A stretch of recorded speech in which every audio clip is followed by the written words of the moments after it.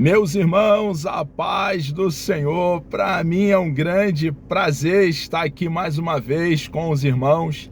A nossa finalidade aqui é compartilhar um pouco da palavra do Senhor nosso Deus, e aqui estamos nessa sequência comentando a epístola ou carta universal de Tiago. E hoje chegamos aqui no capítulo 2, no versículo 14. Tiago então prossegue trazendo orientação, esclarecimento, doutrina, educando a igreja ali do primeiro século e nós, a igreja aqui do século 21, no contexto atual. As verdades que Tiago registra aqui são perenes, são eternas. Então ele prossegue dizendo: meus irmãos, que aproveita se alguém disser que tem fé e não tiver as obras? É uma pergunta que Tiago aqui faz à igreja. É muito importante, irmãos, sabermos que Tiago está aqui no coração convicto, certo de corrigir a respeito daqueles que não têm uma fé genuína, não têm uma fé viva e vivencial. Ele vai aqui tratar sobre as obras, as consequências, o que acontece quando temos uma fé viva, uma fé verdadeira, uma fé genuína. É muito importante entender o que Tiago tem no coração, tem em mente, porque se não tivermos esse entendimento do contexto, do cenário qual leva Tiago aqui a registrar essa verdade que estamos aqui tratando, vai nos levar ao equívoco de achar que a salvação é pelas obras. E fica claro para nós, cristãos, que a salvação é pela graça de Deus mediante a fé e fé somente. A Bíblia é um todo. A Bíblia não pode ser fragmentada. Então, Paulo ensinou em Romanos, quando ele escreve ali a carta àquela igreja que estava na cidade de Roma, uma igreja que não foi fundada pelo apóstolo Paulo. Quando ele escreve a carta, ele expressa o seu desejo de um dia ter com eles o que aconteceu depois, quando ele apela para César. Ele deixa bem claro ali na carta, aquele grande e precioso tratado teológico, o plano de salvação está ali registrado. Também quando ele escreve a carta à igreja que estava na cidade de Éfeso, deixa claro ali para nós que a salvação é pela graça de Deus, mediante a fé e fé somente. A Bíblia é uma unidade perfeita. O rolo sagrado, as sagradas letras não se contradiz. A revelação é progressiva. Precisamos então juntar os mais de 31 mil versículos bíblicos para entender o que Deus está tratando e trata com exatidão de determinado assunto. Aqui então nós vamos falar sobre a consequência de uma fé viva, de uma fé genuína. Não tendo entendimento, compreensão do que Tiago tem no seu coração e qual é o escopo de Tiago aqui, a finalidade, o objetivo, teremos aí um entendimento completamente equivocado e não bíblico. Vamos aí na esteira, na direção do que os católicos ensinam, salvação por obras, o que a Bíblia nunca nos ensinou em nenhum dos seus textos. Não podemos fragmentar a palavra de Deus. Reitero essa verdade que já fiz alusão, para uma afixação da verdade. Precisamos sim entender que os textos estão para uma complementação. Tiago, então, ele faz essa pergunta preciosa para a igreja do primeiro século ponderar, e nós também pensarmos aqui a igreja do século 21. Meus irmãos, que aproveita se alguém disser que tem fé e não tiver obras? Se essa fé não é uma fé que se revela através de boas obras, ajudar o próximo, ajudar a quem precisa, o necessitado, também uma fé que nos arranca das trevas para andar em novidade de vida, essa fé não é uma fé genuína, não é uma fé verdadeira. Pode ser um assentimento intelectual, qualquer outra coisa, menos fé. Porventura, a fé pode salvá-lo?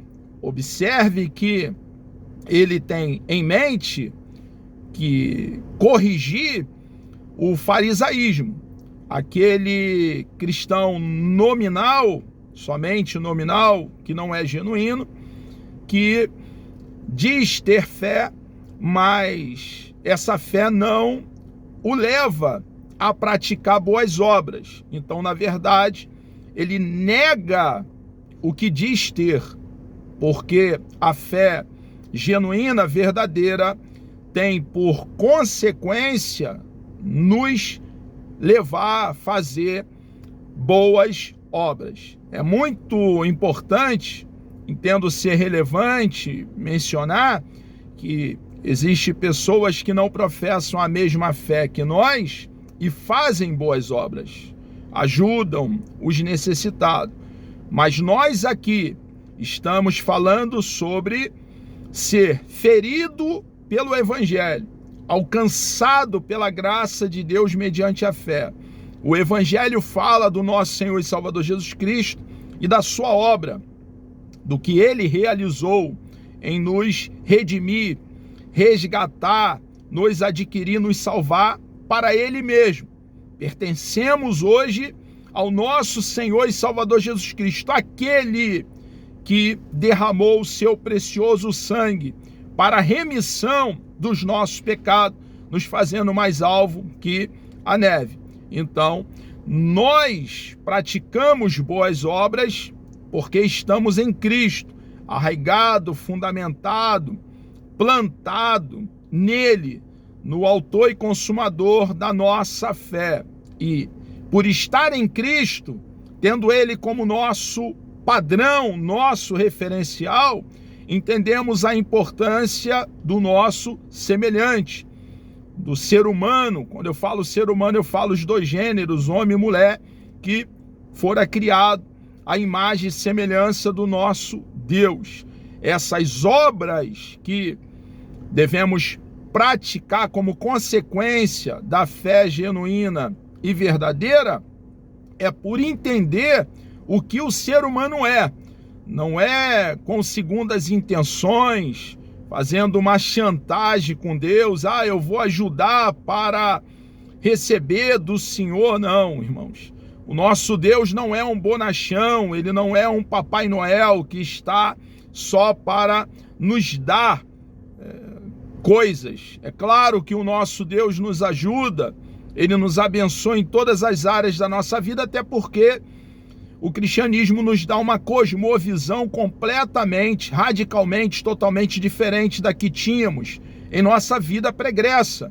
Entendemos hoje o valor da qualificação, do estudo, do trabalho, e quando arregaçamos a manga da camisa e vamos para dentro, o nosso Deus vai abrindo porta e preservando as portas abertas, nos ajudando em todas as áreas da nossa vida. Então, o Tiago aqui, ele está deixando bem claro que a fé viva e verdadeira se manifesta em obras. Ele prossegue no versículo 15.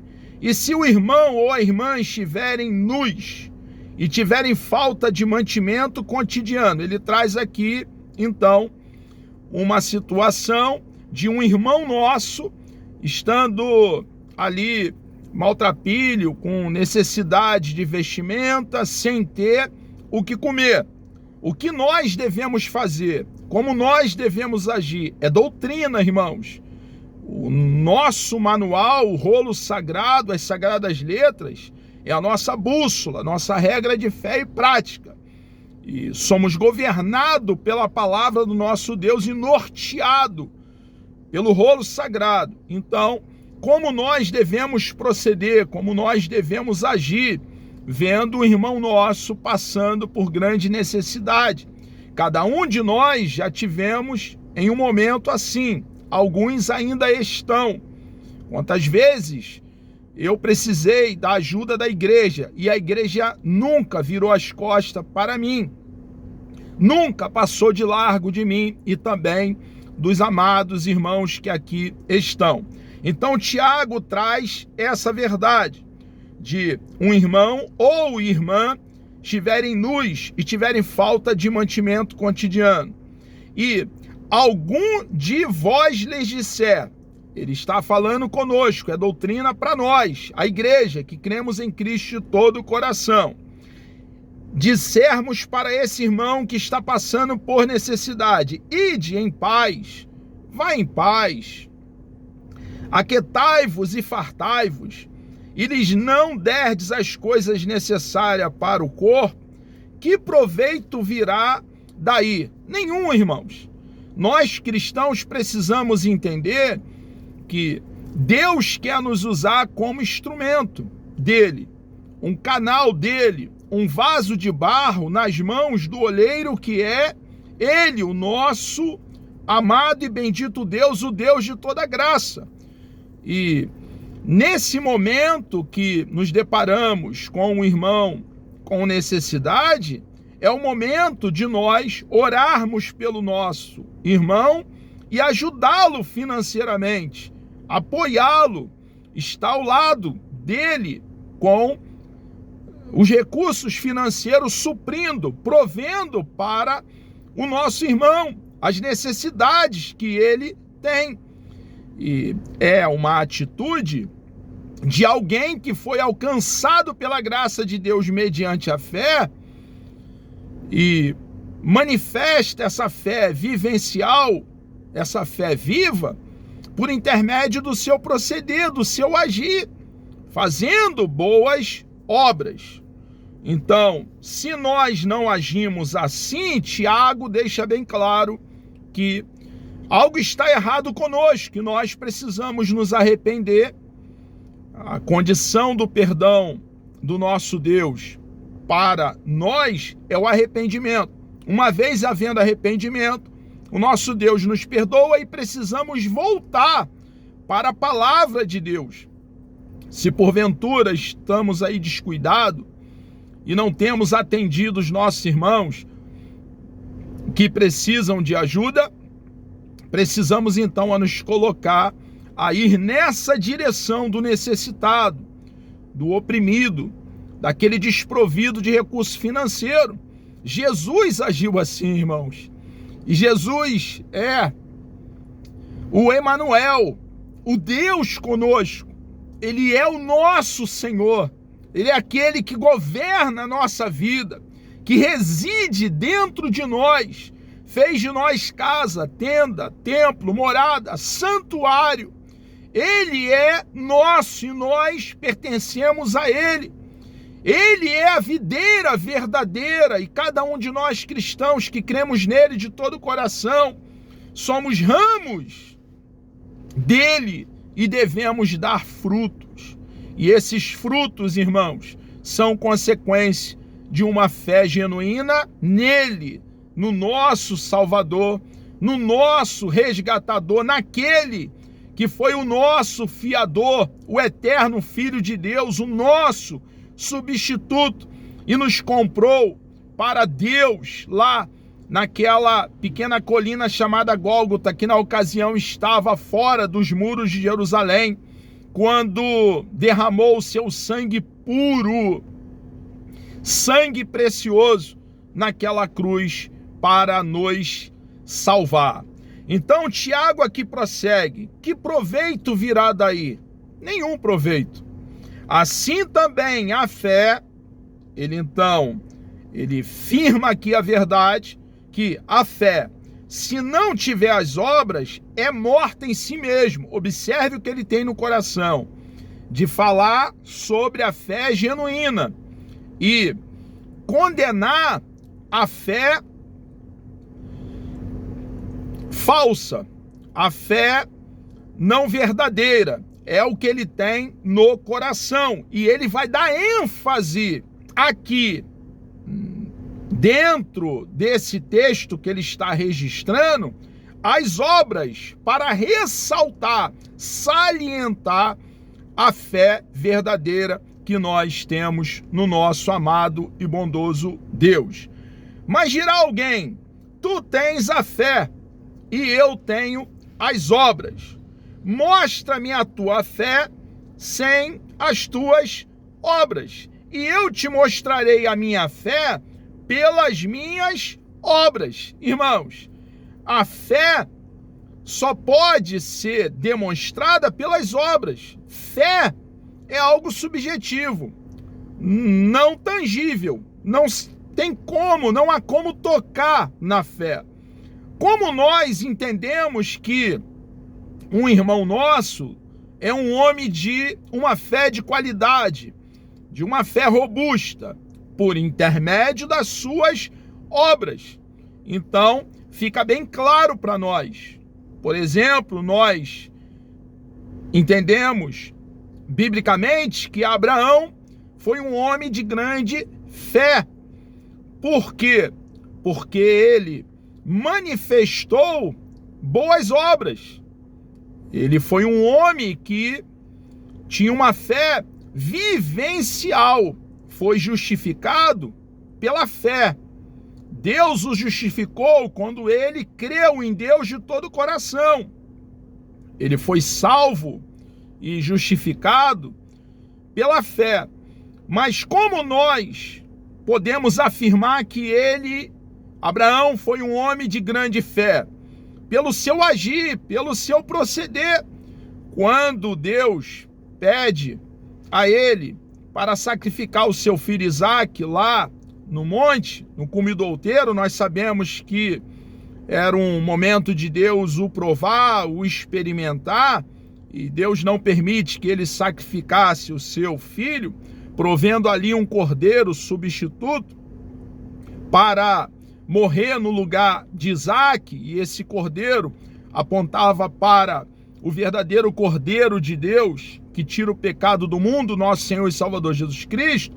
Ele então, ao obedecer a Deus, irmãos, e ser amigo de Deus, está claro, porque ele creu em Deus de todo o coração, ao obedecer, através das suas obras, das suas ações, ele manifestou então ser um homem de fé.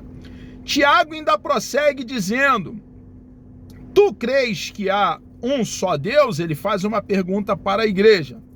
Fazes bem, também os demônios o creem e estremece. Tiago aqui então, para ressaltar, salientar a verdade de que a fé sem obras é uma fé morta, ele diz aqui, está claro no texto, que os demônios também creem e estremece. Os demônios, eles sabem que Deus existe. Eles têm conhecimento sobre o que concerne ao espiritual. Mas eles não têm boas obras. Eles não têm boas ações. Então nós, irmãos, precisamos ter uma fé que nos leva à ação, a nos mover, a agir. Não como uma barganha. Eu sei que eu já fiz alusão, mas quero reiterar para uma afixação da doutrina. Não como uma barganha, mas entendendo o grande valor do ser humano.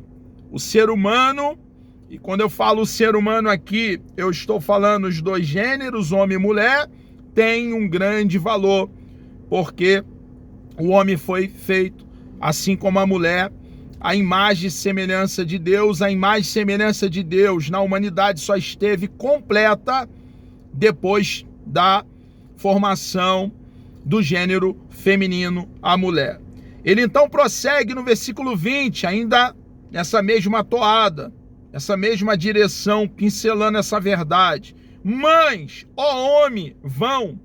Olha, irmãos, quando ele usa essa expressão, ele está dizendo que o homem que diz ter fé e não pratica, não se move em ajudar o necessitado, é vil, é vazio, é oco. Olha a responsabilidade de cumprirmos a palavra de Deus, de tornar a palavra de Deus verdade em nossa vida. Mas, ó homem vão, queres tu saber que a fé sem as obras é morta? E aí ele vai aqui trazer a pessoa histórica de Abraão, como eu já fiz aqui referência. Porventura Abraão, o nosso pai, não foi justificado pelas obras quando ofereceu sobre o altar o seu filho Isaque? Bem vês que a fé cooperou com as suas obras, e que pelas obras a fé foi aperfeiçoada. E cumpriu-se a escritura que diz: e creu Abraão em Deus, e foi-lhe isto imputado como justiça, e foi chamado amigo de Deus. Vedes então que o homem é justificado pelas obras e não somente pela fé. Então, é claro que Tiago sabe que o homem é justificado pela fé, e a fé somente. Somos salvos pela graça de Deus mediante a fé, e fé somente. Ele está aqui salientando que uma fé sem obras é vil, é vão, é bolha de sabão, é vazia, é oca. E que precisamos então, irmãos, arregaçar a manga da camisa e nos mover em direção do necessitado. Ele ainda fala a respeito de Raabe, e de igual modo Raabe, a meretriz, não foi também justificada pelas obras quando recolheu os emissários e os despediu por outro caminho? Irmãos, ele está aqui mais uma vez trazendo a preciosa figura dessa meretriz, a Raabe, que creu em Deus. Ficou claro quando ela diz que o Deus de Israel era Deus nos céus e na terra. Ela creu em Deus, e a fé de Raabe em Deus se manifestou em obras. Ela ali preservou aqueles espias que foram enviados por Josué para espiar a terra gorda e não magra, a terra próspera e frutífera, a terra que manava leite e mel, a preciosa terra de Canaã. Ela então preservou os espias, porque creu em Deus. Então ela creu em Deus, foi justificada pela fé, e a fé em Deus, e essa fé de Raabe era genuína, porque levou a ela praticar boas obras.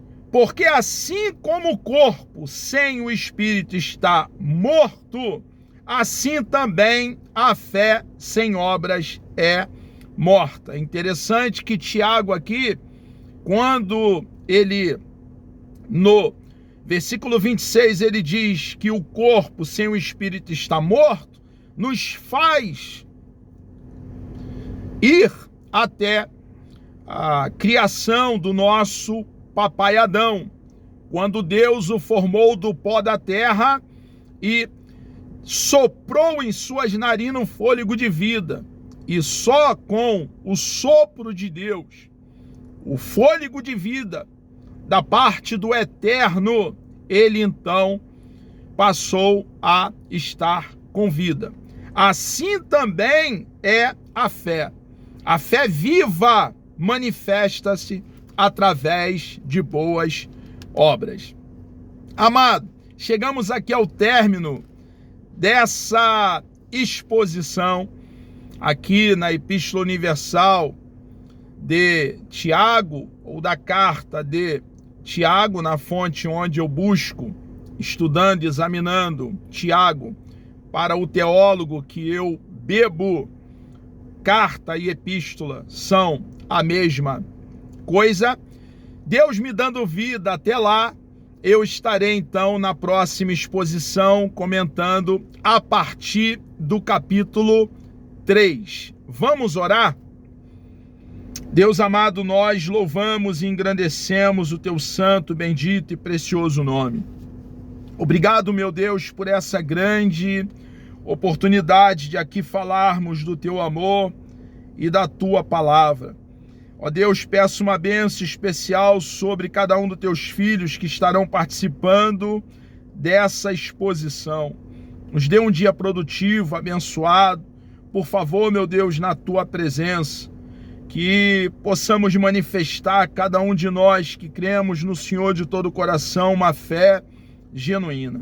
Entregamos nossas vidas ao Senhor. Obrigado, ó Pai, por livremente poder compartilhar da tua verdade com exatidão. Assim oramos e lhe agradecemos, ó Pai, por tudo, em nome de Jesus.